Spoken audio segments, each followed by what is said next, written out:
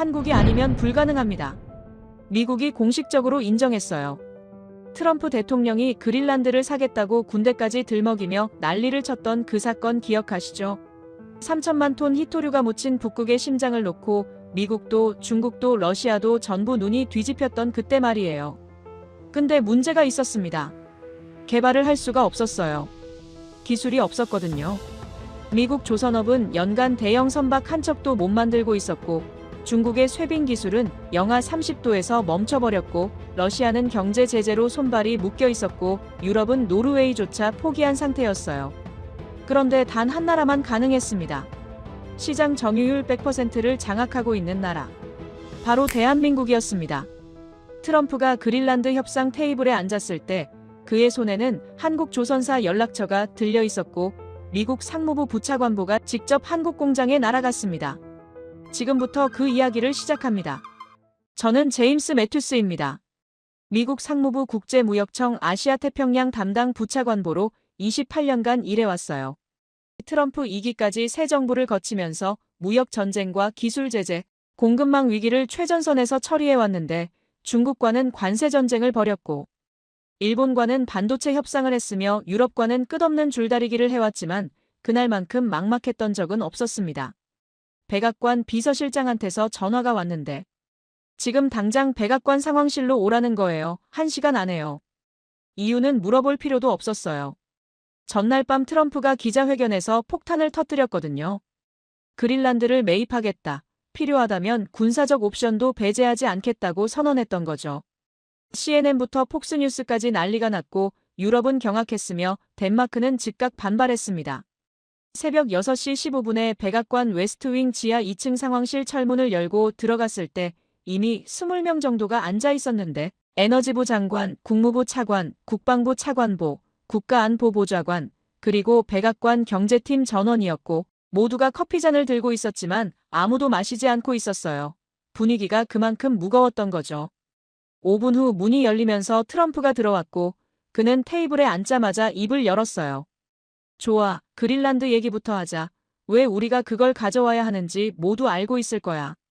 에너지부 장관이 일어나서 화면을 켰고 그린란드 지도가 떴는데 면적 217만 제곱킬로미터로 세계 최대 섬이지만 진짜 가치는 땅 위가 아니라 땅 아래에 있었습니다. 히토류 매장량 추정치가 3천만 톤인데 이게 중국 전체 매장량 4,400만 톤에 거의 맞먹는 수준이고 니켈이 210만 톤, 우라늄, 아연, 구리까지 포함하면 유럽연합이 지정한 34개 핵심 광물 중에서 25종이 그린란드에 묻혀 있다는 거예요.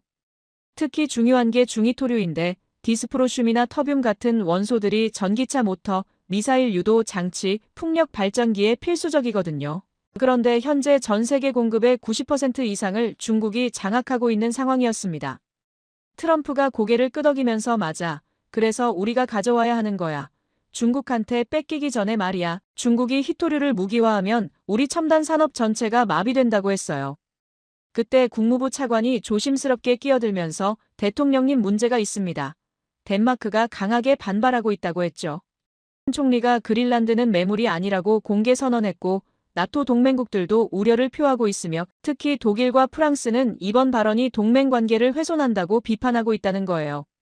트럼프가 손을 흔들면서 신경 쓰지 마. 덴마크는 작은 나라야. 인구가 600만도 안 되잖아. 압박하면 결국 협상 테이블에 나올 거라고 했고 나토는 어차피 우리가 회비 제일 많이 내니까 말 안 들으면 탈퇴하면 된다고 했어요.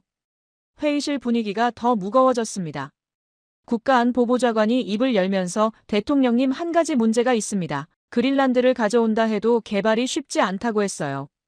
트럼프가 뭐가 어렵냐고 물었고 그는 그린란드가 연평균 기온 영하 20도에 겨울엔 영하 50도까지 떨어지며 바다는 1년 중 8개월이 얼어붙어 있고 얼음 두께만 2m가 넘는다고 설명했습니다. 이런 환경에서 자원을 캐내고 운반하려면 특수한 기술이 필요하다는 거였죠. 트럼프가 어떤 기술이냐고 물었고 그는 쇠빙선이라고 답했어요. 얼음을 깨면서 항해할 수 있는 특수 선박인데 특히 액화천 연가스를 운반하는 쇠빙 LNG선이 핵심이라는 거였죠. 그린란드에는 천연가스도 대량으로 매장되어 있는데 이걸 액화해서 운반하려면 쇠빙 능력과 극저온 보관 능력을 동시에 갖춘 배가 필요하다는 설명이었습니다. 트럼프가 테이블을 치면서 그럼 만들면 되잖아. 우리가 세계 최강대국인데 배 하나 못 만들어. 항공모함을 10척 넘게 운영하는 나라라고 했는데 회의실이 조용해졌어요. 아무도 대답을 안 하는 거예요. 대통령님, 제가 말씀드리겠습니다. 트럼프가 저를 보면서 매튜스 차관보, 자니가 아시아 담당이지? 네, 조선업도 제 담당 분야입니다. 그가 설명해보라고 했고 저는 솔직히 말씀드리면 미국은 쇠빙 LNG선을 만들 수 없다고 답했습니다. 트럼프의 얼굴이 굳으면서 뭐라고? 저는 미국 상업용 조선소의 연간 생산 능력이 대형 선박 기준으로 한 척 미만이며 군함은 만들지만 상업용 특수선 특히 쇠빙선은 기술이 없고 지난 30년간 단 한 척도 만든 적이 없다고 설명했어요. 트럼프가 말도 안 된다면서 우리가 항공모함을 만드는 나라라고 소리쳤고 저는 항공모함과 쇠빙 LNG선은 완전히 다르다고 답했습니다. 쇠빙선은 두꺼운 얼음을 깨면서 전진해야 하기 때문에 선체 강도가 일반 배의 2배 이상 필요하고 동시에 영하 163도의 액화천 연가스를 안전하게 보관해야 하는데 극저온과 쇠빙 충격을 동시에 견디는 기술은 세계에서 극소수 나라만 가지고 있다고 설명했죠. 트럼프가 그럼 어디냐, 러시아냐, 중국이냐고 물었고 아니요, 대한민국입니다. 한국이라고? 네, 대한민국이 쇠빙 LNG선 시장을 100% 장악하고 있으며 러시아 야말 프로젝트에 투입된 쇠빙선 15척이 전부 한국 대우조선해양에서 만들어졌고 척당 가격이 4천억 원이라고 설명했습니다. 한국조선업은 세계 시장 점유율 43%를 차지하고 있고 중국이 37%, 일본이 12%이며 특히 LNG선 분야는 한국이 70%를 장악하고 있고 쇠빙 LNG선은 사실상 독점하고 있다고 답했어요. 자네 지금 농담하는 거 아니지? 사실입니다. 그럼 우리가 한국한테 사야 한다는 거야? 선택지가 그것뿐입니다. 안 그러면 그린란드 자원을 운반할 방법이 없고 알래스카 LNG 프로젝트도 마찬가지인데 20년째 멈춰있는 이유가 쇠빙선이 없어서라고 설명했습니다. 침묵이 흘렀고 트럼프는 천장을 바라보고 있었으며 회의실 모두가 숨을 죽이고 있었습니다. 매튜스, 자니가 이 문제 맡아 한국이랑 협상해서 쇠빙선을 확보할 방법을 찾아봐. 기술 이전이든 구매든 뭐든 3개월 안에 보고서 올리라고 지시했습니다. 28년간 일하면서 중국과 싸우고 일본과 협상하고 유럽과 줄다리기를 해왔지만 이번은 완전히 달랐습니다. 미국이 약자였거든요. 필요한 기술을 상대가 독점하고 있었으니까요. 한국에 대해서 저는 삼성 휴대폰, 현대자동차, K-팝 정도만 알고 있었고 이제는 제대로 알아야 했습니다. 컴퓨터를 켜고 한국조선업을 검색했더니 수천 개의 결과가 떴고 저는 첫 페이지부터 읽기 시작했습니다. 72시간 후 저는 더 큰 충격을 받게 됩니다. 백악관 회의가 끝난 지 72시간이 지났는데 그 사이 저는 거의 잠을 못 잤어요. 한국조선업에 대한 자료를 미친 듯이 찾아봤거든요.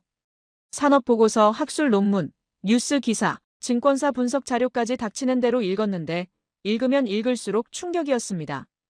제가 전혀 몰랐던 세계가 눈앞에 펼쳐지고 있었어요. 월요일 아침 상무부 회의실에 실무진 12명이 모였는데 조선업 전문가, 에너지 분석가, 무역협상팀, 그리고 젊은 분석관들이었어요. 대통령이 직접 지시한 내용이었습니다. 그린란드 자원 개발을 위한 쇠빙선 확보 방안을 3개월 안에 마련하라는 거였죠. 오늘부터 본격적으로 움직이기로 했습니다. 먼저 우리 조선소 현황부터 파악하겠습니다. 로버트 첸 박사를 봤는데 그는 40년 경력의 해양공학 전문가로 MIT에서 박사학위를 받았고 해군 조선소에서 20년 일한 사람이었어요. 첸 박사, 미국 조선소 중에서 쇠빙, LNG선을 건조할 수 있는 곳이 있습니까? 차관보님 솔직히 말씀드리면 없다고 답했을 때 저는 정말 없느냐고 다시 물었고 그는 미국 상업용 조선소는 사실상 붕괴했다고 답했습니다. 가동 중인 대형 조선소가 몇 개나 되냐고 물었더니 5곳이라고 했어요. 휴스턴에 하나, 뉴올리언스에 2곳, 시애틀에 하나, 샌디에이고에 하나인데 이 중에서 상업용 선박을 만드는 곳은 사실상 없고 전부 군함이나 해양 플랫폼만 제작한다는 거였습니다. 왜 이렇게 됐냐고 물었더니 1980년대부터 시작됐다고 하더군요. 한국과 일본이 조선업에서 급부상하면서 가격 경쟁이 불가능해졌고 미국 조선소들이 하나씩 문을 닫기 시작했으며 1970년대만 해도 미국은 세계 3위 조선 강국이었는데 1990년대에 중국까지 뛰어들면서 완전히 밀려났다는 거예요. 인건비도 비싸고 기술 개발도 안 하다 보니 결국 군수 시장으로만 살아남았고 상업용 선박은 완전히 포기했다는 설명이었습니다. 그럼 지금 미국 조선소의 연간 생산 능력이 얼마나 되냐고 물었더니 대형 선박 기준으로 한 척 미만이라고 하더군요. 한 척 미만이요? 정확히는 0.8척 정도인데 군함 건조가 워낙 오래 걸려서 연간으로 환산하면 그렇다는 거예요. 항공모함 한 척 만드는데 5년이 걸리니까요. 회의실이 조용해졌습니다. 반면 한국은 얼마나 만드냐고 물었더니 한국 3대 조선소인 한화오션, 삼성중공업, HD현대중공업을 합치면 연간 생산 능력이 대형 선박 100척 이상이라고 하더군요. 100대 1이냐고 물었더니 정확히는 125대 1 정도 되며 게다가 한국의 초대형 조선소 도크 하나가 미국 조선소 전체보다 크다고 했어요. 거제도에 있는 한화오션 도크 길이가 490m인데 엠파이어 스테이트 빌딩보다 길다는 거였습니다. 그럼 우리가 새로 만들면 어떻겠냐? 쇠빙 LNG선 건조 기술을 개발하는 건 어떻겠냐고 물었더니 첸 박사가 고개를 저으면서 불가능하다고 했어요. 왜 불가능하냐고 물었더니 기술 격차가 너무 크다는 거예요.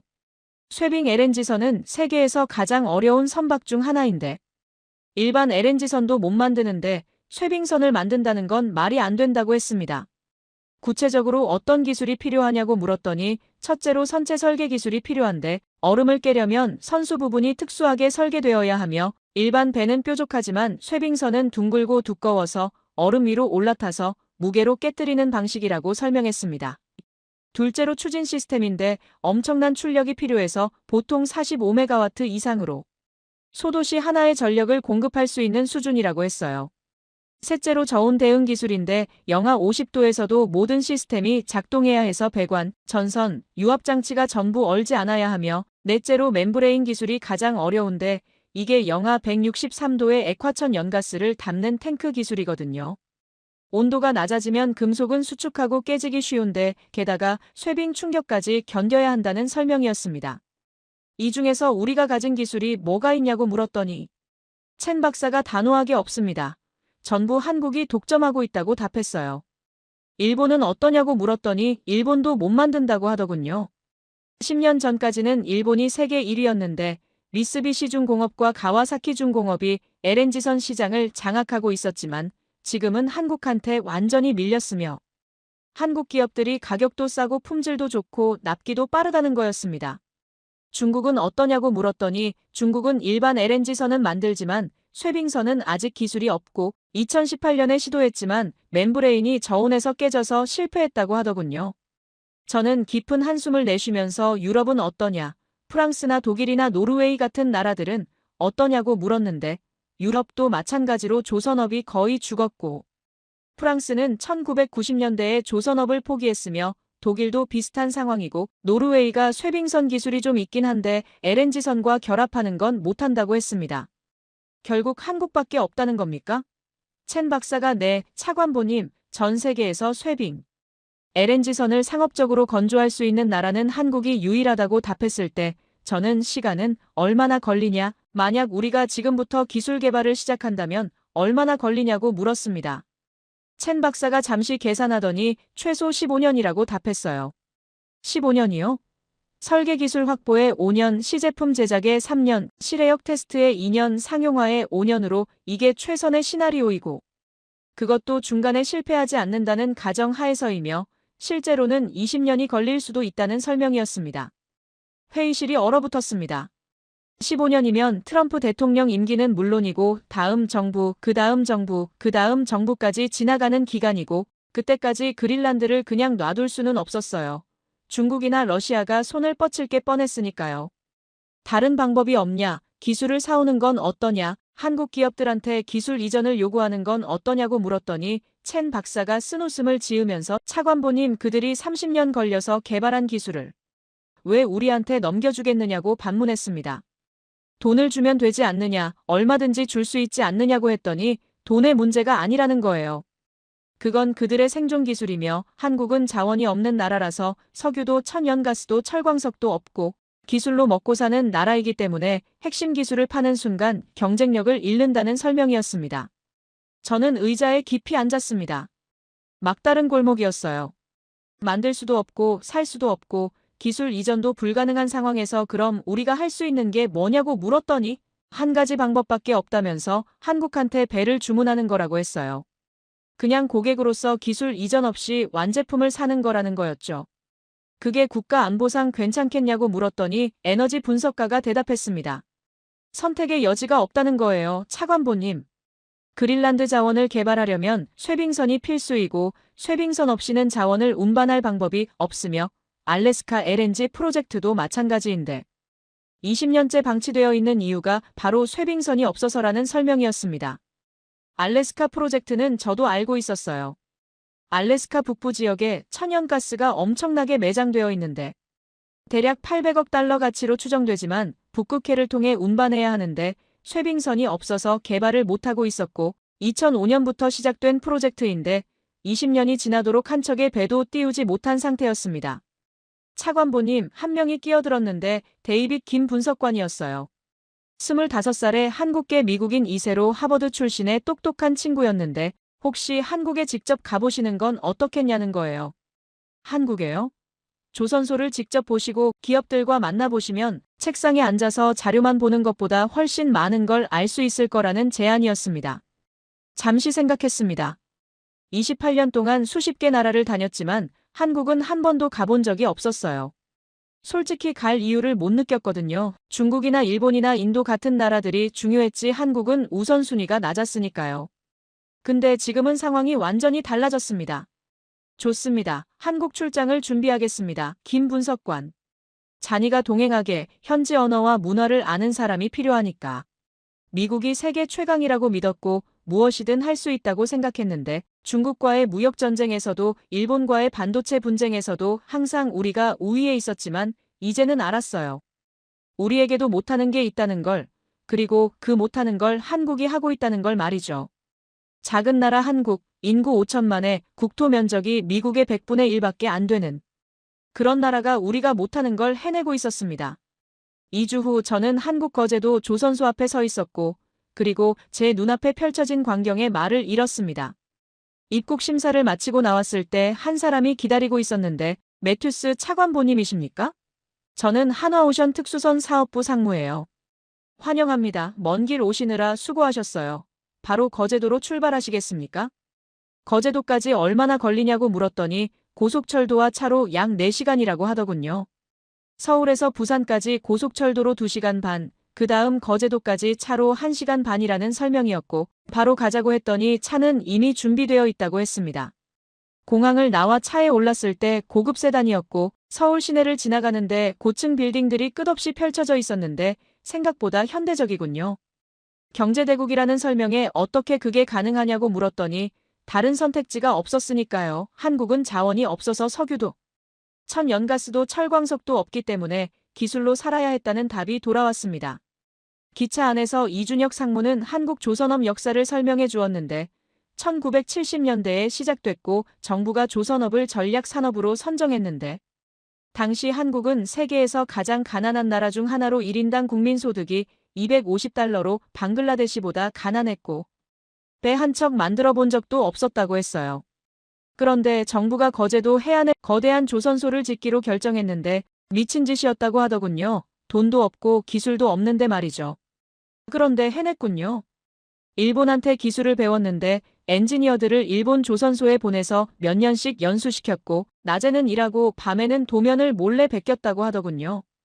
그렇게 배운 기술로 1974년에 첫 번째 배를 만들었는데 26만 톤급 유조선으로 당시 세계 최대 크기였고 그 이후 50년간 쉬지 않고 달려왔다는 설명이었습니다. 부산에 도착해서 거기서 다시 차를 타고 거제도로 향했을 때 바다를 가로지르는 긴 다리를 건넜는데 거가대교라고 했고 8km가 넘는 다리에 중간에 해저 터널도 있었는데 이것도 한국이 만들었냐고 물었더니 2010년에 완공됐고 총 공사비가 3조 원 정도 들었다고 하더군요. 오후 4시 30분 거제도 한화오션 조선소 정문에 도착했을 때 제 숨이 멎었어요. 이게 조선소입니까? 세계 최대 규모 중 하나라는 답이 돌아왔는데 거대했습니다. 아니 거대하다는 표현으로는 부족했어요. 괴물 같았고 바다 위에 떠있는 도시처럼 보였는데 크레인들이 하늘을 찌를 듯 솟아있었고 수십 개였으며 그 아래로 건조 중인 배들이 보였는데 열척도 넘어 보였습니다. 조선소 면적이 430만 제곱미터로 축구장 600개 크기이고 저기 보이는 크레인 높이가 170m로 63빌딩보다 높다는 설명에 작업자는 몇 명이냐고 물었더니 이 조선소만 약 1만 명이고 협력업체 포함하면 3만 명이 넘는다고 했어요. 하루에 3만 명이 여기서 일한다는 거였습니다. 안으로 들어가자고 해서 안전모를 쓰고 조끼를 입었는데 전동차를 타고 조선소 안으로 들어갔을 때 5분을 달렸는데도 끝이 보이지 않아서 얼마나 큰 거냐고 물었더니 도크가 3개 있고 가장 큰 도크 길이가 490m로 엠파이어 스테이트 빌딩이 381m니까 그보다 100m 이상 길다고 했습니다. 전동차가 멈췄을 때 1번 도크 앞이었고 저기 보이시죠? 고개를 들었을 때 거기 있었습니다. 쇠빙 LNG선이. 28년 경력 동안 자료로만 보던 그 배가 실제로 눈앞에 있었는데 크기가 상상을 초월했어요. 길이가 얼마나 되냐고 물었더니 299m이고 폭이 50m이며 높이는 물 위로만 30m가 넘어서 빌딩으로 치면 10층 정도라고 했습니다. 천천히 걸어가 배 앞에 섰을 때 목을 뒤로 젖혀야 선수 끝이 보였는데 철판으로 만들어진 거대한 벽 같았고 주황색과 회색이 섞여 있었으며 용접 자국들이 선명했어요. 이게 얼음을 깨는 거냐고 물었더니 저 선수 부분을 보라면서 일반 배는 뾰족한데 쇠빙선은 둥글고 두꺼워서 얼음 위로 올라타서 무게로 깨뜨리는 방식이고 선체 두께가 50mm가 넘어서 일반 배의 2배라고 설명했습니다. 수천 명의 작업자들이 배 위에서 일하고 있었고 용접 불꽃이 사방에서 튀었는데 24시간 작업하냐고 물었더니 3교대로 돌아가서 낮 8시간 밤 8시간 심야 8시간으로 배는 잠을 자지 않는다고 하더군요. 한국 사람들도 잠을 많이 안 자는 것 같다고 했더니 우리는 빨리 움직여야 하고 느리면 죽으니까요. 안으로 들어가 보시겠냐고 해서 배 안에 들어갔을 때 LNG 탱크를 보여드리고 싶다는 말에 계단을 올라 배 안으로 들어갔는데 복잡한 통로들이 미로처럼 펼쳐져 있었고 파이프, 전선, 밸브들이 사방에 있었으며 5분을 걸어 들어갔을 때 거대한 공간이 나타났습니다. 이게 LNG 탱크냐고 물었더니 용량이 17만 4천 세제곱미터라고 했고 위를 올려다봤을 때 천장이 보이지 않았습니다. 은색 금속판들이 벌집처럼 붙어 있었는데 멤브레인 기술로 니켈 합금으로 만든 얇은 판이고 두께가 0.7mm밖에 안 된다는 설명에 그렇게 얇은데 영하 163도를 견디냐고 물었습니다. 그게 기술이라면서 온도가 낮아지면 금속은 수축하고 깨지기 쉬운데 이 합금은 극저온에서도 유연성을 유지하고 게다가 배가 얼음을 깰 때 충격이 오는데 그것도 흡수해야 한다는 거예요. 금속판을 만져봤을 때 차가웠고 이 기술을 개발하는데 얼마나 걸렸냐고 물었더니 20년이라고 하더군요. 1990년대 후반부터 시작했는데 처음엔 프랑스 기술을 들여왔지만 쇠빙선에 적용하려니 문제가 많아서 충격을 못 견뎠고 그래서 독자 개발했는데 수천 번 실패했고 테스트용 탱크만 50개를 만들었으며 2005년 겨울에는 강원도 산속에 테스트 시설을 만들어서 영하 40도 환경에서 6개월간 테스트했고 그렇게 20년 만에 완성했다는 설명이었습니다. 미국도 시도했냐고 물었더니 제너럴 일렉트릭이 2015년에 시도했는데 3년 개발하다가 포기했고 멤브레인이 저온에서 깨졌다고 하더군요. 중국은 어떠냐고 물었더니 중국도 2018년에 시도했지만 실패했고 역시 같은 문제였으며 극저온과 충격을 동시에 견디는 게 너무 어렵다는 거예요. 그럼 지금 이 기술을 가진 나라는 한국뿐이냐고 물었더니 상업적으로 성공한 건 한국이 유일하다고 했습니다. 배 밖으로 나왔을 때 해가 지고 있었고 주황색 노을이 조선소를 물들이고 있었는데 아름다웠지만 작업은 멈추지 않았어요.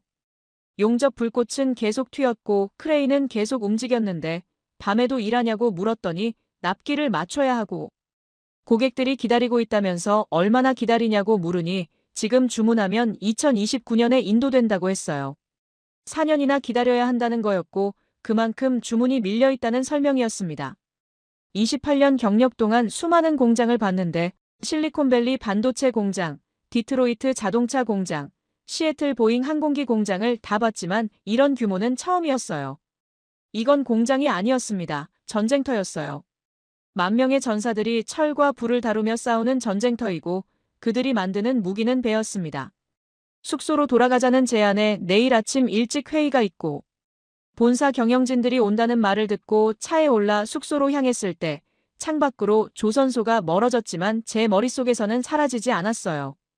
그 거대한 크레인들, 끝없이 펼쳐진 도크들, 수천 명의 작업자들, 그리고 299m 길이의 쇄빙선이 계속 떠올랐습니다. 호텔방에 들어가 침대에 누웠을 때 피곤했지만 잠이 오지 않았고 오늘 본 것들이 계속 떠올랐어요. 한국, 70년 전만 해도 세계에서 가장 가난한 나라 중 하나였고 6.25 전쟁으로 모든 게 파괴됐으며 미국이 식량을 지원해줬던 나라인데 그 나라가 지금은 미국이 못 만드는 배를 만들고 있었습니다. 어떻게 이게 가능할까 생각하면서 천장을 바라봤는데 절박함이라는 단어가 떠올랐어요. 한국 사람들에게는 절박함이 있었고 느리면 죽는다고 했으며 자원이 없으니 기술로 살아야 한다고 했는데 그 절박함이 50년간 이 나라를 달리게 만들었던 거였습니다. 미국에는 그런 절박함이 없었어요. 풍요로웠고 자원도 많고 땅도 넓고 시장도 컸기 때문에 굳이 어려운 기술을 개발할 이유가 없었고 조선업이 힘들면 포기하면 그만이었는데 다른 산업이 있었으니까요. 하지만 한국은 달랐습니다. 포기할 수 없었고 다른 선택지가 없었으니까 20년 동안 멤브레인 기술을 개발했고 50년 동안 조선소를 키웠던 거예요. 눈을 감았을 때 내일 회의가 걱정됐는데 한국 경영진들을 만나야 하고 협상을 시작해야 했지만 어떻게 협상하냐는 생각이 들었어요. 우리가 필요한 건 명백했고 쇄빙선이었으며 그걸 만들 수 있는 건 한국뿐이었는데 협상의 기본은 대안이 있어야 하는 건데 우리에게는 대안이 없었고 한국이 모든 카드를 쥐고 있었습니다. 다음 날 아침 회의실에서 저는 더 큰 충격을 받게 됩니다. 한화오션 본사 회의실은 30층 건물 최상층에 있는 큰 회의실이었는데 창밖으로 거제도 바다가 한눈에 보였고 푸른 바다 위로 조선소의 크레인들이 솟아 있었습니다. 테이블 한쪽에 앉았을 때 데이빗 김 분석관이 옆에 있었어요. 문이 열리고 한국 측 인사들이 들어왔는데 5명이었고 맨 앞에 선 사람이 손을 내밀면서 안녕하십니까? 저는 한화오션 대표이사예요. 악수를 나눴을 때 그의 악수는 강했고 만나서 반갑다고 했더니 김 대표 옆에 다른 사람들이 소개됐는데 재무이사의 기술이사, 영업이사, 그리고 어제 만난 상무였습니다. 본론으로 들어가겠다고 하면서 미국 정부는 쇄빙 LNG선 확보에 큰 관심이 있고 알래스카와 그린란드 자원 개발을 위해서라고 했더니 알고 있다면서 그래서 우리를 찾아오신 거라고 했고 솔직히 말하면 한국이 유일한 선택지라고 했습니다. 우리도 알고 있다면서 그래서 더 조심스럽다는 거예요. 무슨 뜻이냐고 물었더니 독점은 책임이 크다는 뜻이고 우리가 실수하면 전 세계 북극 개발이 멈추기 때문에 그 책임감이 항상 우리를 긴장하게 만든다는 설명이었습니다. 미국이 필요로 하는 배가 몇 척이냐고 물어서 일단 6척이라고 답했어요. 알래스카 노선에 4척, 그린란드 노선에 2척이라고 했더니 6척이면 큰 프로젝트라면서 언제까지 필요하냐고 물었고 가능하면 빠를수록 좋고 2028년까지는 확보하고 싶다고 답했습니다. 김 대표가 재무이사를 봤을 때 재무이사가 고개를 저었고 불가능하다는 답이 돌아왔는데 왜 불가능하냐고 물었더니 우리 수주 잔량이 2029년까지 꽉 차 있어서 지금 주문하시면 2030년부터 건조 시작할 수 있고 6척이면 2032년에 완료된다는 거예요. 2032년이냐고 했을 때 제 목소리가 높아졌는데 그건 너무 늦고 7년이나 기다려야 한다는 건데 죄송하지만 그게 현실이고 우리 앞에 이미 많은 고객이 줄 서 있다는 거였어요. 카타르에서 8척 주문했고 호주에서 4척, 노르웨이에서 3척을 주문했으며 전부 계약이 확정된 상태라고 했습니다. 방법이 없냐고 물었는데 다른 고객 일정을 조정한다거나 하는 방법 말이에요. 쉽지 않다면서 우리가 일방적으로 일정을 바꿀 수는 없고 신뢰의 문제라고 했는데 돈은 문제가 아니라고 했어요. 프리미엄을 지불할 용의가 있다고 했지만 돈의 문제가 아니라는 답이 돌아왔습니다. 김 대표가 단호하게 말했는데 신뢰의 문제라는 거예요. 우리가 다른 고객과의 약속을 어기면 평판이 나빠지고 그럼 앞으로 아무도 우리를 안 믿으며 50년 쌓은 신뢰를 한순간에 잃을 수는 없다는 설명이었습니다. 회의실이 조용해졌습니다. 한 가지 방법이 있긴 하다면서 기술이사가 입을 열었는데 무엇이냐고 물었더니 미국이 직접 조선소를 짓는 거라고 했어요. 조선소를요? 미국 본토에 쇄빙선 전용 조선소를 만들고 우리가 기술 자문을 해드릴 수 있다는 거였는데 그거 가능하냐고 물었더니 가능은 하지만 시간이 오래 걸린다고 했습니다. 얼마나 걸리냐고 물었더니 조선소 건설에 3년, 장비 도입에 2년, 인력 양성에 3년으로 최소 8년은 봐야 하고 그것도 우리가 적극적으로 도와준다는 가정하에이며 혼자 하시면 15년 넘게 걸릴 거라는 거예요. 8년도 너무 길다고 했는데 트럼프 대통령 임기가 4년인데 그 안에 결과를 내야 한다고 했습니다. 그럼 중고선을 알아보시는 건 어떠냐고 영업이사가 제안했는데 중고선이요? 러시아 야말 프로젝트에 투입됐던 쇠빙선들이 있고 경제 제재로 일부가 놀고 있어서 그걸 사시는 거라고 했는데 제재 때문에 러시아한테 살 수는 없지 않냐고 물었더니 러시아 소유가 아니라 그리스 선주들이 운영하고 있어서 그들한테 사면 된다는 거였습니다. 가격은 얼마나 되냐고 물었더니 척당 2,500억 원 정도 예상되는데 신조선보다 싸지만 중고라는 게 문제이고 이미 5년 이상 운항했다는 거예요. 수명이 얼마나 남았냐고 물었더니 잘 관리하면 15년은 더 쓸 수 있다고 해서 그것도 대안이 될 수 있겠다면서 일단 조사해보겠다고 했습니다. 차관보님, 김 대표가 다시 입을 열었는데 한 가지 여쭤봐도 되냐고 해서 무엇이냐고 물었더니 미국이 쇠빙선을 확보한 후 계획이 뭐냐는 거예요. 알래스카와 그린란드 개발이라고 말씀하셨는데 구체적인 로드맵이 있냐고 물어서 아직 확정된 건 없고 대통령께서 방향만 제시하신 상태라고 답했습니다. 그럼 솔직히 말씀드리겠다면서 쇠빙선만 있다고 북극 개발이 되는 게 아니라는 거예요. 무슨 뜻이냐고 물었더니 인프라가 필요한데 항만, 저장시설, 파이프라인, 정제시설이 전부 극지 환경에서 작동해야 하고 영하 50도에서 말이에요. 미국이 그런 기술을 가지고 있냐고 물었습니다. 일부는 있다고 답했는데 알래스카 유전 개발 경험이 있으니까요. 유전과 가스전은 다르고 특히 액화천 연가스는 더 복잡해서 영하 163도로 냉각해서 액체로 만들어야 하는데 이 기술도 한국이 앞서 있다는 거였어요. 그럼 쇠빙선뿐만 아니라 LNG 플랜트 기술도 필요하다는 겁니까? 네, 그리고 극지 건설 기술도 필요한데 영구동토층 위에 시설을 지으려면 특수한 공법이 필요하고 한국 기업들이 이 분야에서도 경험이 많아서 중동 프로젝트와 러시아 프로젝트에서 쌓은 노하우가 있다는 설명이었습니다. 그럼 미국이 혼자서는 북극 개발을 못한다는 얘기냐고 물었습니다.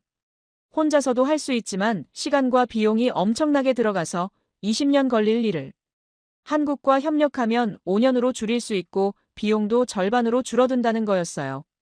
차관보님, 이준혁 상무가 입을 열었는데 어제 조선소 보시면서 느끼신 게 있을 거라면서 규모, 기술, 속도 모든 게 압도적이었다고 답했더니 그게 한국이라는 거예요.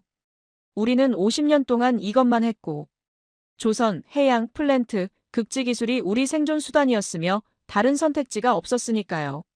미국은 선택지가 많아서 IT, 금융, 항공, 우주, 국방 뭐든지 할 수 있기 때문에 조선업을 포기할 수 있었지만 우리는 포기할 수 없었고 이게 없으면 죽으니까 미친 듯이 달렸으며 일본을 따라잡고 중국을 따돌리고 세계 1등이 됐다는 설명이었습니다. 한 가지 제안을 드리고 싶다면서 김 대표가 말했는데 무엇이냐고 물었더니 파트너십이라는 거예요. 단순히 배를 사고 파는 관계가 아니라 장기적인 협력 관계를 맺는 거라고 했는데 구체적으로 어떤 건지 물었더니 미국이 알래스카와 그린란드 프로젝트에 한국을 참여시키는 거라고 했어요. 쇠빙선뿐만 아니라 LNG 플랜트, 항만 건설, 운영까지 함께하는 거라는 설명이었습니다. 한국이 얻는 건 뭐냐고 물었더니 자원 접근권이라는 거예요. 우리는 천연가스가 필요한데 한국은 에너지 수입국이라서 전량을 해외에서 사오고 알래스카와 그린란드 가스를 장기 계약으로 확보할 수 있다면 한국 입장에서는 큰 이득이라는 설명이었습니다. 지분은 어떻게 되냐고 물었는데 한국이 몇 퍼센트를 원하냐고 했더니 20% 정도 생각하고 있다는 답이 돌아왔어요. 20%요? 네, 한국이 선박과 플랜트를 제공하고 건설과 운영에 참여하는 대가로이고 나머지 80%는 미국과 덴마크 그리고 지역 정부 몫이라는 거였습니다. 결정할 수 있는 사안이 아니라고 답했는데 워싱턴에 보고해야 하고 대통령과 의회 승인이 필요하다고 했더니 알고 있다면서 시간을 드리겠지만 너무 오래 걸리면 다른 나라들이 먼저 손을 뻗칠 거라고 했어요. 중국 말이냐고 물었더니 중국뿐만 아니라 유럽, 중동 모두 북극에 관심이 많아서 경쟁이 치열하다는 답이었습니다. 회의가 끝났을 때 악수를 나누고 회의실을 나왔는데 엘리베이터를 타고 내려오면서 데이빗 김이 차관보님 어떻게 생각하시냐고 물어서 우리가 생각했던 것보다 훨씬 복잡하다고 답했어요. 단순히 배만 사면 되는 줄 알았는데 전체 생태계가 필요하다는 거였습니다. 한국 기술력이 대단하긴 하다면서 데이빗 김이 말했는데 28년 일했지만 이런 나라는 처음 봤다고 답했어요. 작은 나라인데 기술은 세계 최고 수준이고 어떻게 이게 가능한 거냐고 물었더니 절박함이라는 답이 돌아왔습니다. 제 부모님도 한국에서 오셨는데 그분들한테 들었다면서 1960년대 한국은 정말 가난했고 하루 세 끼도 못 먹었는데 그래서 미친 듯이 일했고 잘 살고 싶어서였다는 거예요. 로비로 나왔을 때 밖에 차가 대기하고 있었고 공항으로 가시겠냐고 이상무가 물어서 네, 워싱턴으로 돌아가야 하고 보고서를 써야 한다고 답했더니 좋은 결과 있기를 바란다면서 미국과 한국이 함께하면 북극을 열 수 있다고 했습니다. 차에 올랐을 때 거제도를 떠나 부산으로 향했고 한국, 이 작은 나라가 미국이 못하는 일을 하고 있었습니다. 모든 분야에서 최고일 수는 없다는 걸, 그리고 우리가 포기한 분야에서 다른 나라가 최고가 됐다는 걸요. 워싱턴에 도착한 저는 더 큰 충격을 받게 되는데 한국뿐만 아니라 노르웨이, 캐나다, 심지어 일본까지 줄을 서고 있었고 모두 같은 이유였습니다. 한국 기술이 필요하다는 거였어요.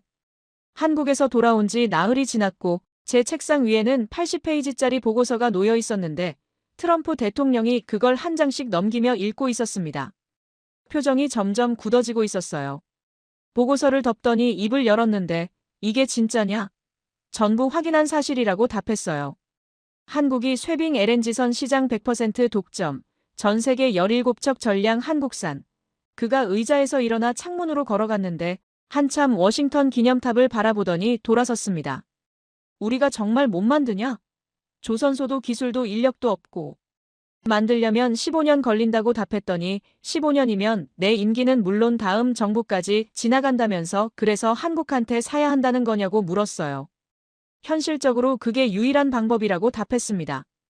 트럼프가 책상을 쳤는데 그럼 내가 덴마크한테 그린란드 달라고 할 필요도 없잖아. 땅만 가져와 봤자 개발을 못하는데 말이야. 정확히 핵심을 짚으셨다고 답했어요. 그린란드를 가져와도 한국 없이는 자원을 꺼낼 수 없고 쇠빙선뿐만 아니라 LNG 플랜트와 극지 건설, 기술 모두 한국이 앞서 있다고 설명했습니다. 트럼프가 다시 자리에 앉더니 얼굴이 붉어지고 있었는데 그럼 우리가 한국한테 빌어야 한다는 거냐? 협력을 제안해야 한다고 답했어요. 단어를 조심스럽게 골랐습니다. 한국도 에너지가 필요해서 우리가 자원 접근권을 주고 그들이 기술을 제공하는 거니까 윈윈이라고 설명했더니 윈윈이라고. 우리 땅에서 나오는 자원을 왜 한국한테 나눠줘야 하냐고 소리쳤어요. 대통령님 대안이 없다고 답했는데 15년 기다릴 수 없고 중국이나 러시아가 먼저 손을 쓸 수도 있으며 알래스카 프로젝트는 이미 20년째 방치되어 있고 한국과 협력하지 않으면 그린란드도 알래스카도 개발할 수 없다고 설명했습니다. 국방부 차관보가 끼어들었는데 대통령님 국가안보 문제가 있다면서 쇠빙선을 전부 한국에 의존하면 우리 북극 전략 전체가 한국 손에 달리게 되고 만약 한국이 중국 편을 들거나 공급을 거부하면 어떻게 하냐는 거였어요. 트럼프가 고개를 끄덕이면서 맞아.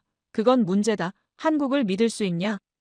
저는 한국은 미국의 동맹국이고 70년 동맹관계를 유지해왔으며 3만 명 미군이 주둔하고 있고 북한 위협 때문에 미국이 필요한 나라라서 중국 편을 들 가능성은 낮다고 설명했습니다.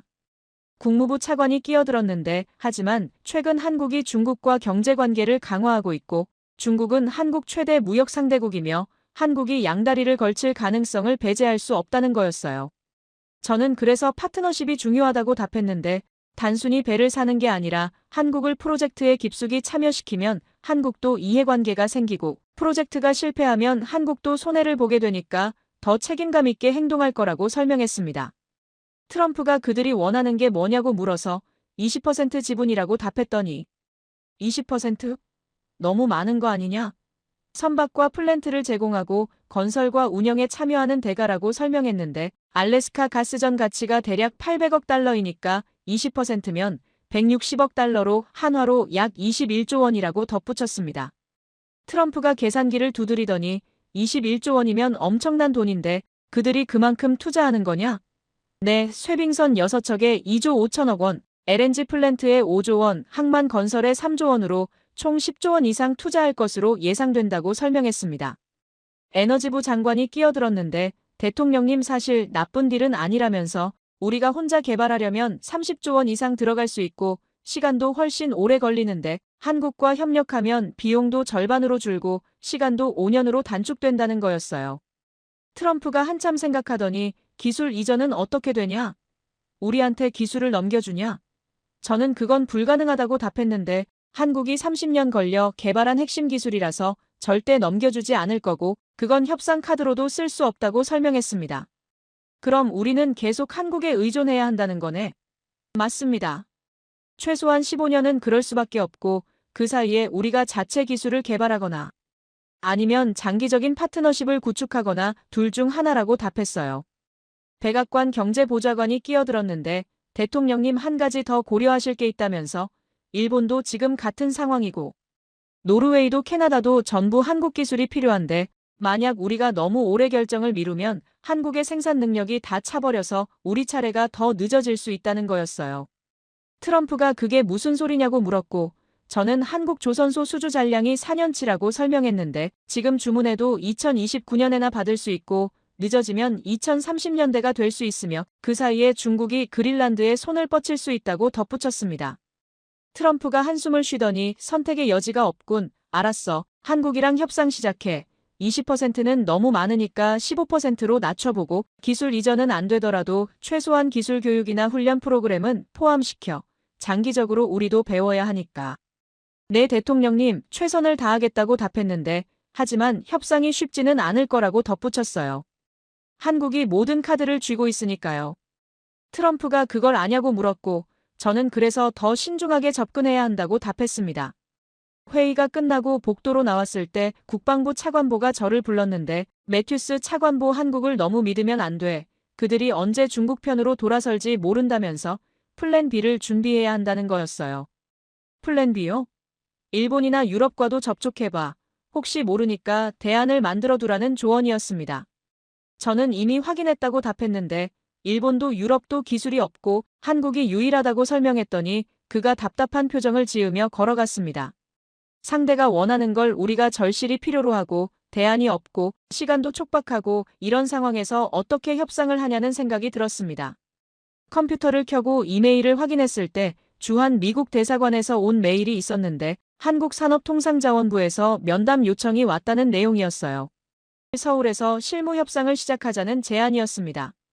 답장을 보냈는데 참석하겠다고 데이빗 김 분석관과 에너지부 담당자를 대동하겠다고 썼습니다. 메일을 보내고 나서 의자에 깊이 앉았는데 10일 후면 협상 테이블에 앉게 되는 거였어요.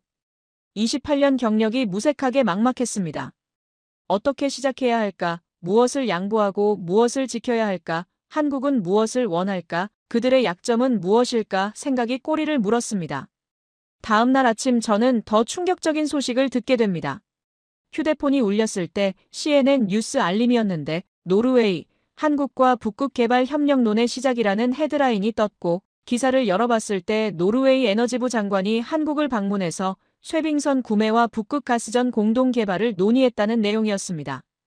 침대에서 일어나 노트북을 켰을 때 더 많은 뉴스가 쏟아지고 있었는데 로이터 통신은 캐나다, 한국 조선사와 북극 항로 개발 MOU 체결 검토라고 보도했고 블룸버그는 일본, 한국의 쇠빙 LNG선 긴급 발주 추진이라는 기사를 냈으며 파이낸셜 타임스는 북극 개발 경쟁, 한국이 게임 체인저로 부상이라는 분석 기사를 실었습니다. 전화를 걸었는데 데이빗 김 분석관한테였어요. 뉴스 봤냐? 봤다는 답이 돌아왔고 어떻게 생각하냐고 물었더니 우리만 한국을 찾는 게 아니라는 거였어요. 전 세계가 줄을 서고 있다는 말이었습니다. 월요일 아침 긴급회의가 소집됐는데 백악관 상황실에 다시 모인 건 2주 만이었고 이번에는 분위기가 완전히 달랐어요. 초조함이 느껴졌습니다. 에너지부 장관이 브리핑을 시작했는데 지난 주말 동안 상황이 급변했다면서 노르웨이가 한국과 접촉했고 캐나다가 MOU를 검토 중이며 일본은 이미 한국 조선사 세 곳과 동시에 협상을 시작했다는 거예요.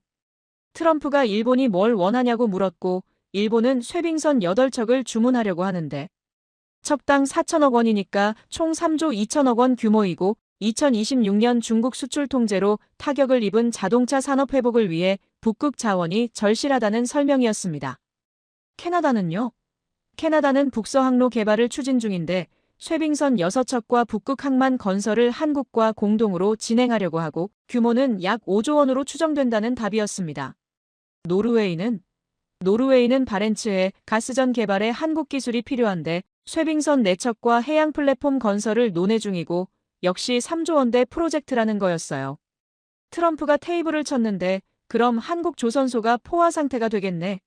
정확히 그게 문제라고 답했어요. 한국 조선소 수주 잔량이 이미 4년치인데 이 프로젝트들이 다 들어오면 7년에서 8년으로 늘어날 수 있고 우리가 너무 늦게 결정하면 2035년에나 배를 받을 수도 있다고 설명했습니다. 국무부 차관이 끼어들었는데 대통령님 더 심각한 건 중국이라면서 중국도 움직이기 시작했다는 거예요.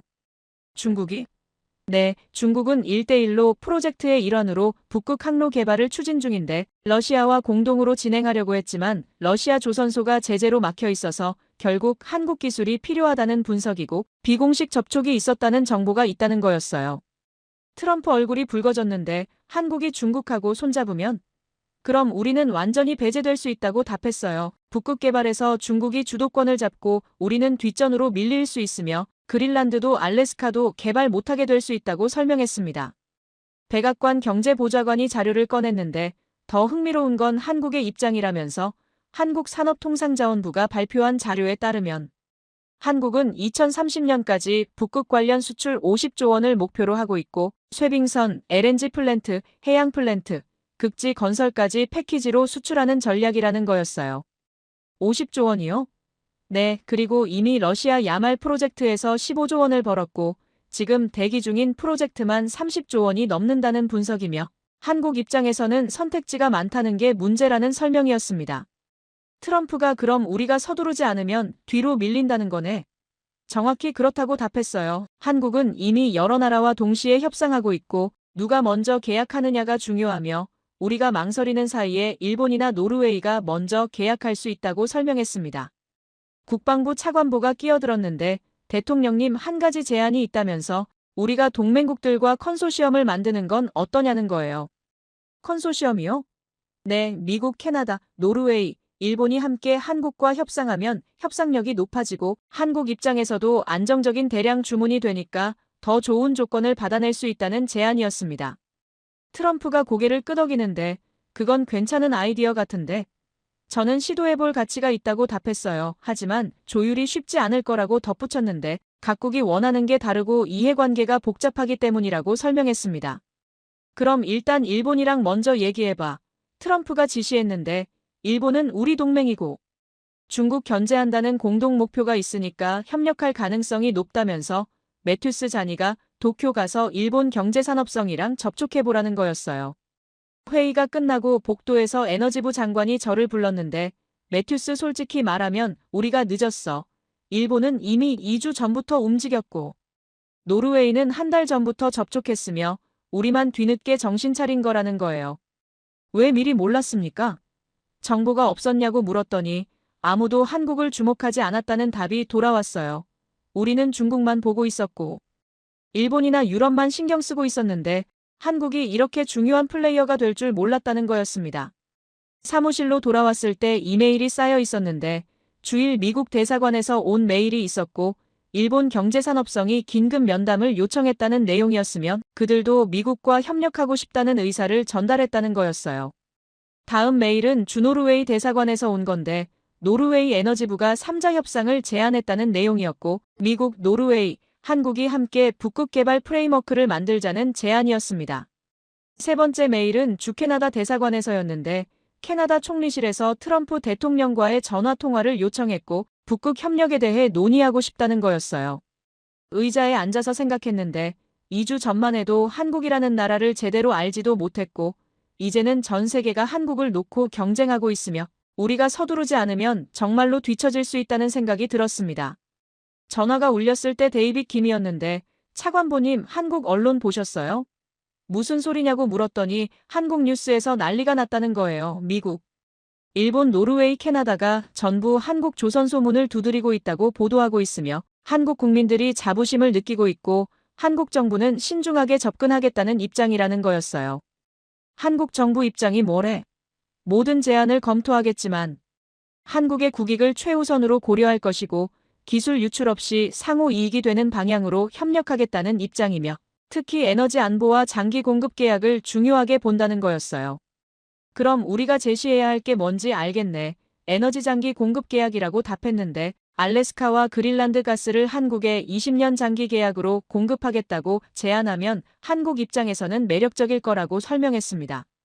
데이빗 김이 동의한다면서 한국은 에너지 전량 수입국이니까 안정적인 공급처 확보가 절실하고 특히 중동 의존도를 낮추고 싶어 한다는 거였어요. 전화를 끊고 보고서 작성을 시작했는데 제목은 한국과의 전략적 파트너십 구축 방안이었고 3일 안에 완성해서 트럼프 대통령한테 보고해야 했습니다. 28년 경력 동안 이렇게 빠르게 상황이 변하는 건 처음이었는데 2주 전만 해도 한국이 누군지 몰랐고 지금은 한국이 게임의 중심에 서 있으며 우리가 한국을 설득해야 하는 입장이 됐고 세계가 한국을 놓고 경쟁하고 있었습니다. 70년 전 폐허였던 나라가 지금은 강대국들이 줄을 서서 기다리는 나라가 됐고 이게 정말 가능한 일이었습니다.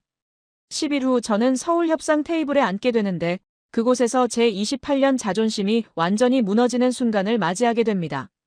10일 만에 다시 한국 땅을 밟았는데 이번에는 상황이 완전히 달랐습니다. 회의실 한쪽에는 미국 대표단이 앉아 있었는데 저와 데이빗 김 분석관, 에너지부 국장, 그리고 주한 미국 대사관 경제참사관이었고 맞은편에는 한국 대표단이 앉아 있었는데 산업통상자원부 통상차관보, 에너지자원실장, 조선해양플랜트협회 회장, 그리고 한화오션 대표까지 포함되어 있었습니다.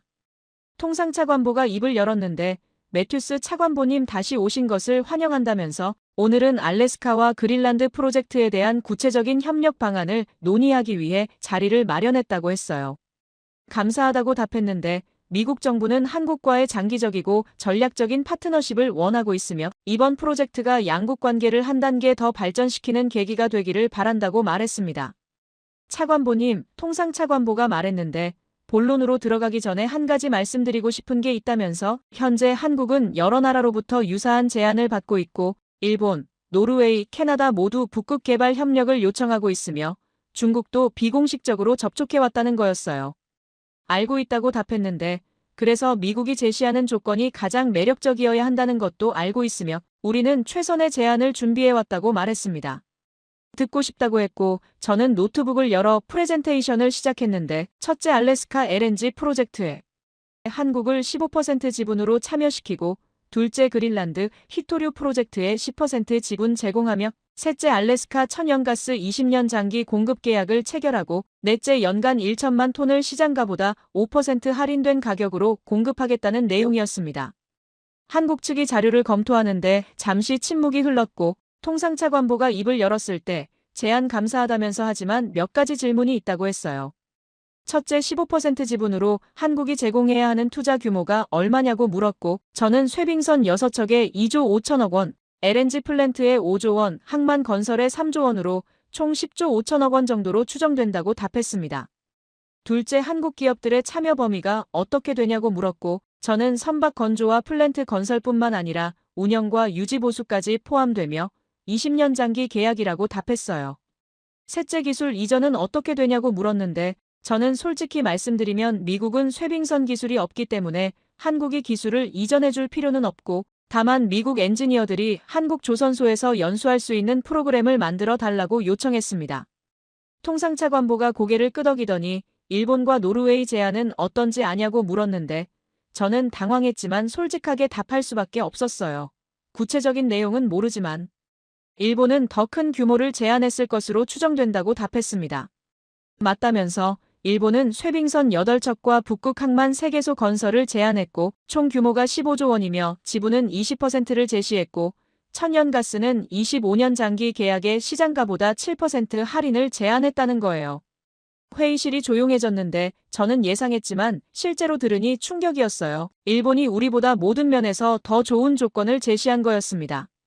노르웨이는 어떻습니까?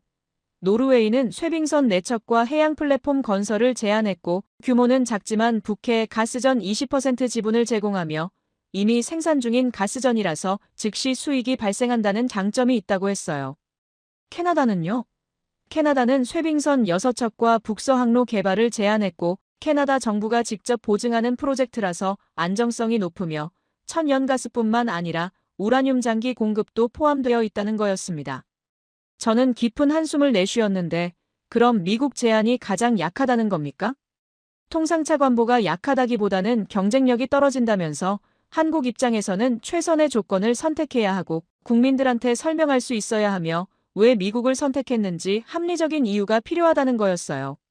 에너지자원실장이 끼어들었는데 차관보님 한 가지 더 고려하실 게 있다면서 한국은 미국의 동맹이지만 경제적으로는 중립을 지켜야 하고 일본이나 노르웨이나 캐나다 모두 우리의 중요한 파트너이며 한 나라만 선택할 수 없고 여러 프로젝트를 동시에 진행할 가능성이 높다는 거였습니다. 그럼 미국 프로젝트를 거부한다는 겁니까? 거부가 아니라 우선순위의 문제라면서 한국 조선소 생산 능력이 한정되어 있기 때문에 어떤 프로젝트를 먼저 진행할지 결정해야 하고 지금 상태로는 일본이나 노르웨이가 먼저가 될 가능성이 높다는 설명이었습니다. 저는 테이블을 쳤는데 미국은 한국의 동맹국이고 70년 동맹관계를 유지해왔으며 3만 명 미군이 한국을 지키고 있고 북한 위협으로부터 한국을 보호하고 있지 않느냐고 말했습니다. 통상차 관보가 차분하게 답했는데 차관보님 그 점은 우리도 깊이 감사하게 생각하지만 안보와 경제는 별개의 문제이고 한국도 미국한테 반도체와 배터리를 공급하고 있으며 상호 이익을 추구하는 게 동맹의 본질이라는 거였어요. 김성훈 대표가 끼어들었는데 차관보님 솔직히 말씀드리면 이건 비즈니스라면서 한국 조선소들은 주주들한테 책임을 져야 하고 가장 좋은 조건을 선택해야 하며 감정이 아니라 숫자로 결정해야 한다는 거였습니다. 그럼 미국이 조건을 개선하면 되는 겁니까? 개선이 아니라 경쟁력을 갖춰야 한다면서 일본보다 나은 조건을 제시하거나 아니면 다른 방식으로 가치를 증명해야 한다는 답이었어요. 다른 방식이 뭡니까? 기술 협력이나 시장 접근권 같은 거라면서 예를 들어 한국 기업들이 미국 국방 프로젝트에 참여할 수 있게 한다거나 한국 조선소가 미국 해군 선박을 건조할 수 있게 허용한다거나 하는 방식이라는 설명이었습니다. 그건 불가능하다고 답했는데 미국 국방 프로젝트는 미국 기업만 참여할 수 있고 해군 선박은 미국에서만 건조해야 한다는 법이 있다고 설명했더니 그럼 경제적으로만 승부해야 한다면서 미국이 일본보다 나은 조건을 제시할 수 있냐고 물었습니다. 저는 잠시 생각했는데 위싱턴에 보고하고 승인을 받아야 한다고 답했어요. 하지만 최선을 다하겠다고 덧붙였습니다. 회의가 끝났을 때 악수를 나누며 나왔는데 복도에서 데이빗 김이 말했어요. 차관보님 우리가 졌습니다. 아직 안 졌다고 답했지만 목소리에 힘이 없었어요. 호텔로 돌아왔을 때 워싱턴에 긴급 보고서를 보냈는데 제목은 한국 협상 1차 결과 및 대응 방안이었고 내용은 간단했습니다.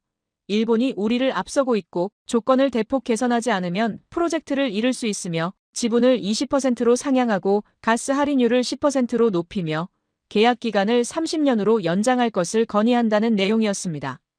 다음 날 아침 트럼프 대통령한테서 직접 전화가 왔는데 매튜스 보고서 봤어. 20%는 너무 많아. 18%까지만 가능해. 그리고 가스 할인율 10% 승인, 계약 기간 30년 승인.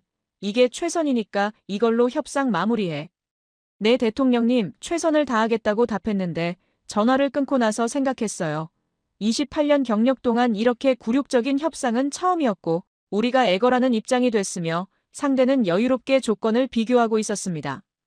오후에 2차 회의가 열렸을 때 개선된 조건을 제시했는데 지분 18%, 가스 할인율 10%, 계약 기간 30년이었고 한국 측이 검토하더니 통상차 관보가 입을 열었어요. 일본은 어제 저녁에 조건을 다시 올렸다면서 지분 25%, 가스 할인율 12%, 계약 기간 35년을 제시했고 추가로 일본 기업들의 북극 항로 우선 사용권까지 포함시켰다는 거였습니다. 저는 할 말을 잃었는데 일본이 계속 조건을 올리고 있었고 우리는 따라잡을 수가 없었으며 이건 경매가 되어버린 거였습니다. 차관보님 대표가 말했는데 한 가지 제안이 있다면서 미국, 일본, 노르웨이가 컨소시엄을 만들어서 공동으로 발주하는 건 어떠냐는 거예요. 그러면 물량이 커져서 한국 입장에서도 효율적이고 각국도 경쟁할 필요가 없어진다는 제안이었습니다. 그건 괜찮은 아이디어라고 답했는데 하지만 조율이 쉽지 않을 거라고 덧붙였어요. 각국 이해관계가 다르니까요. 그래도 시도해볼 가치는 있다면서 한국은 어차피 모든 프로젝트를 동시에 진행할 능력이 안 되고 우선순위를 정해야 하는데 컨소시엄으로 가면 모두가 윈윈할 수 있다는 설명이었습니다. 회의가 끝나고 저는 워싱턴에 다시 보고했는데 컨소시엄 제안을 받아들일 것을 건의했고 트럼프가 승인했으며 일본과 노르웨이에 제안서를 보냈습니다. 3일 후 일본이 동의했고 노르웨이도 참여 의사를 밝혔으며 캐나다도 합류를 요청했는데 북극 개발 4개국 컨소시엄이 만들어진 거였습니다.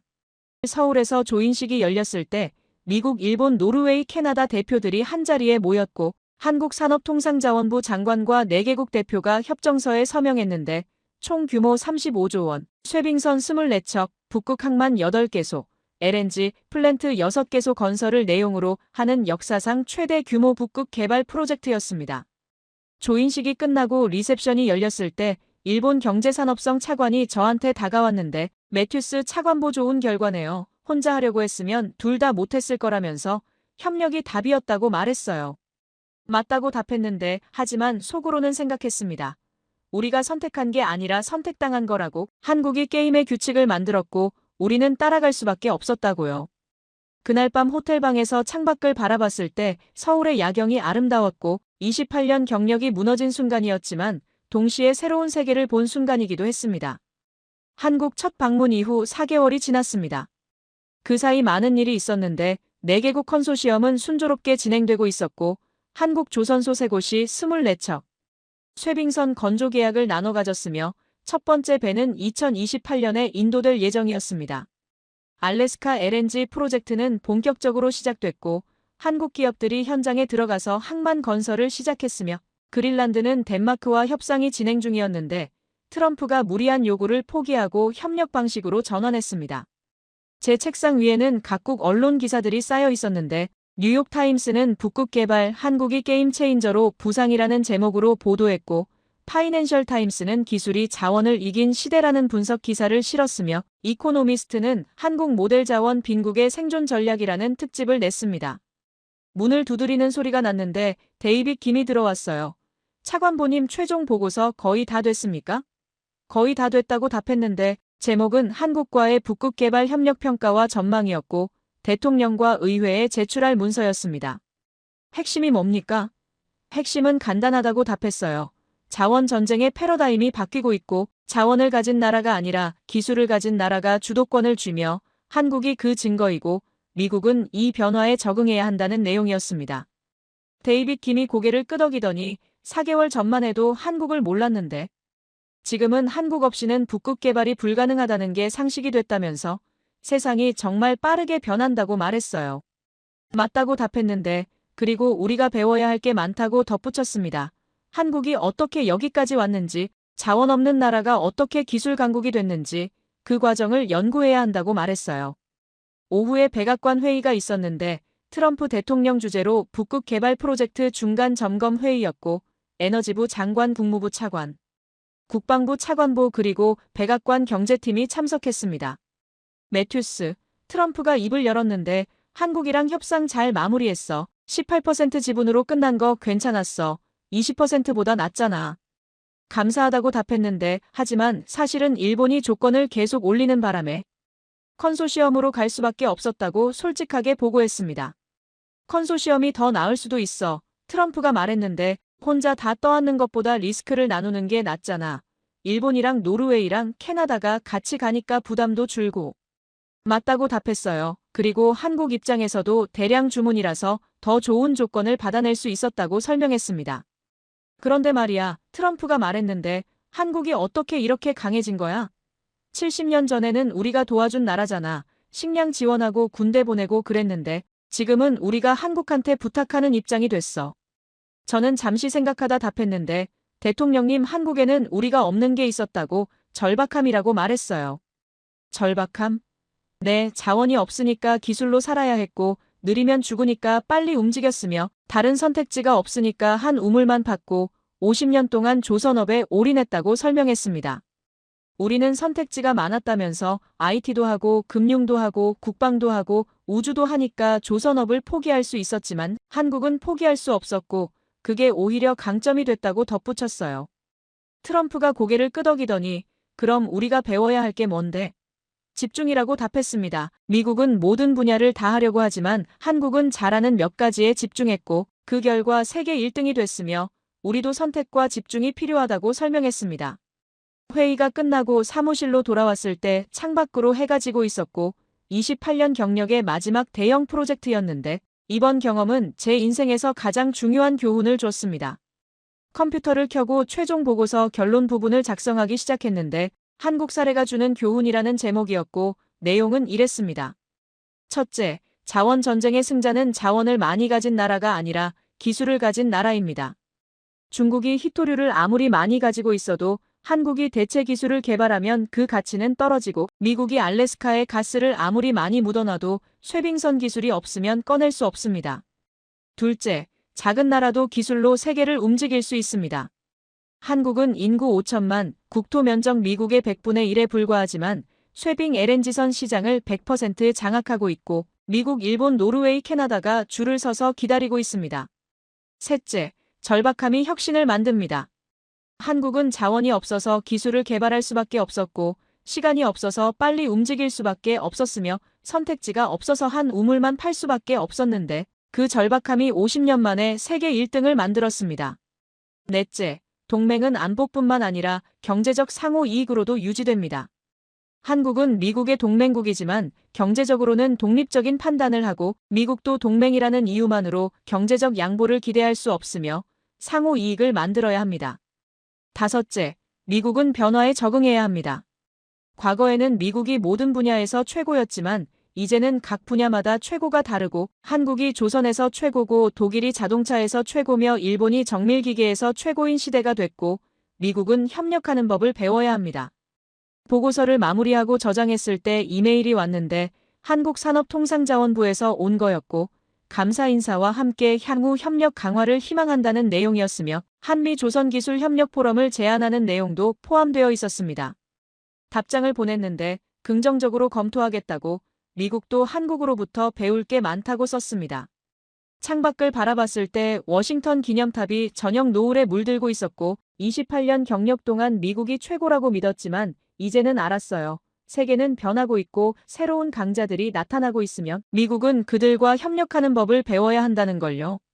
한국 70년 전 폐허에서 시작해서 지금은 강대국들이 줄 서는 나라가 됐고 자원 없이 기술로 세계를 움직이는 나라가 됐으며 그게 정말 가능하다는 걸 증명한 나라였습니다.